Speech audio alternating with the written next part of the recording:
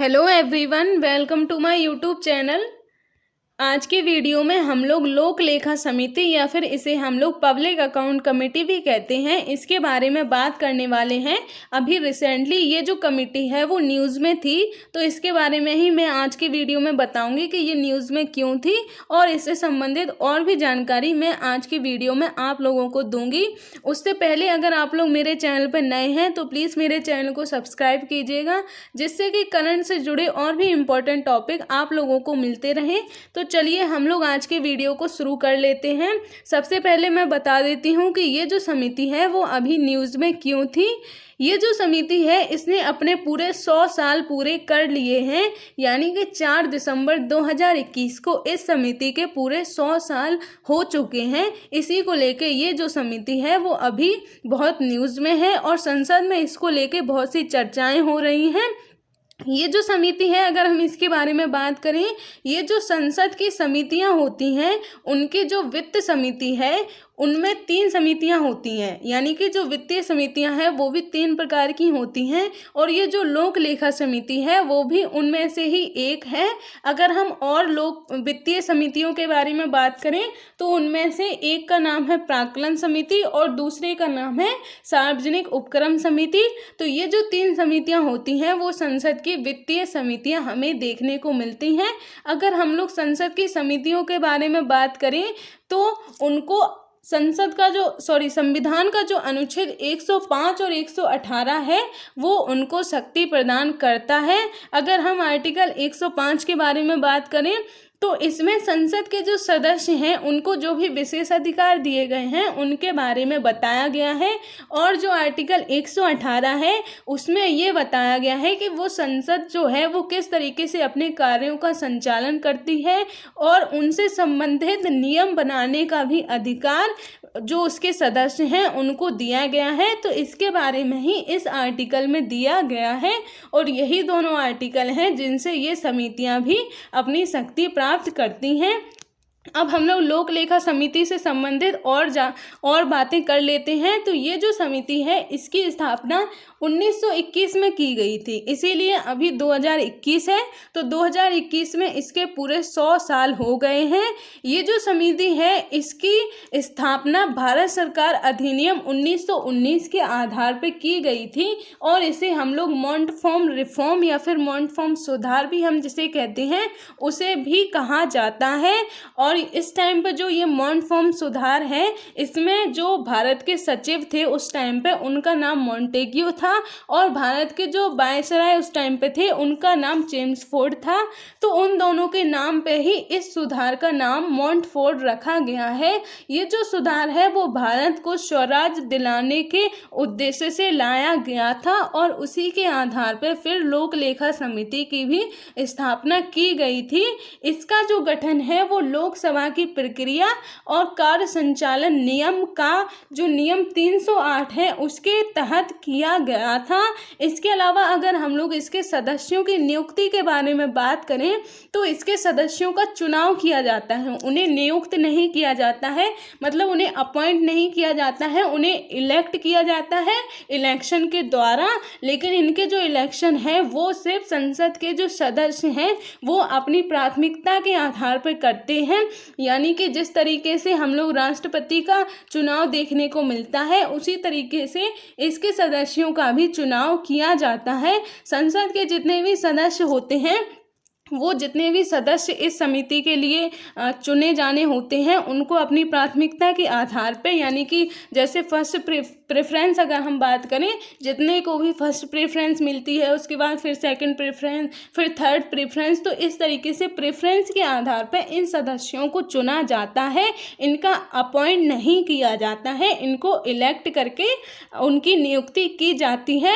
और अगर हम इसके अध्यक्ष के बारे में बात करें तो उसकी नियुक्ति की जाती है, यानी कि जो अध्यक्ष है उसको अपॉइंट किया जाता है, लेकिन बाकी के जो सदस्य हैं उनको नियुक्त नहीं किया जाता है, उनको चुनाव के द्वारा चुना जाता है।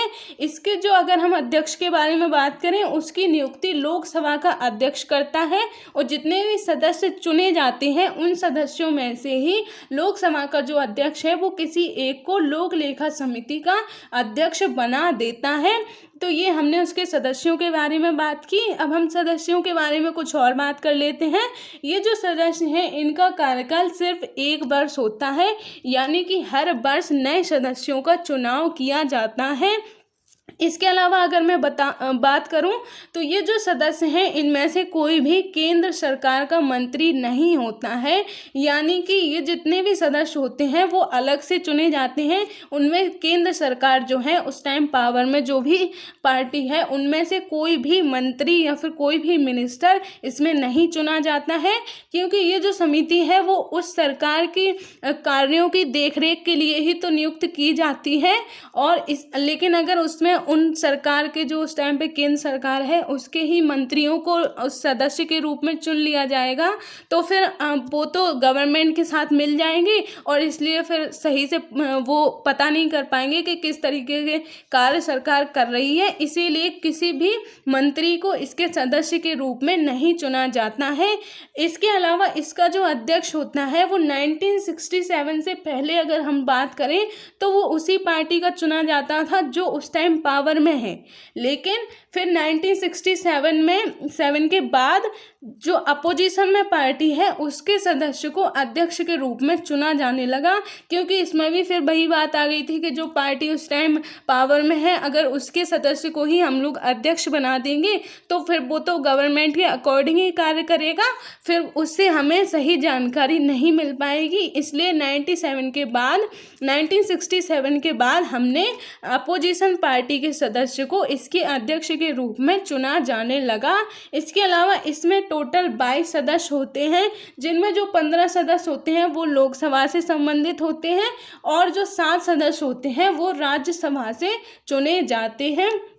इसके अलावा अगर हम इसके उद्देश्य के बारे में बात करें कि इसको किस लिए गठित किया गया था, तो इसे यह सुनिश्चित करने के लिए गठित किया गया था कि संसद द्वारा सरकार को जो धन दिया जाता है वो जिस विशिष्ट और निश्चित कार्य के लिए दिया जाता है उस पर ही खर्च किया जा रहा है या फिर जो सरकार है वो उसको अपने पर्सनल यूज़ करने लगी है, यानी कि अपने उसका संसद जो सरकार है वो प्रॉफिट लेने लगी है और जिस निश्चित कार्य के लिए उन्हें दिया गया है उस कार्य में वो खर्च नहीं किया जा रहा है, तो उसकी देखरेख के लिए ही इस समिति को गठित किया गया था।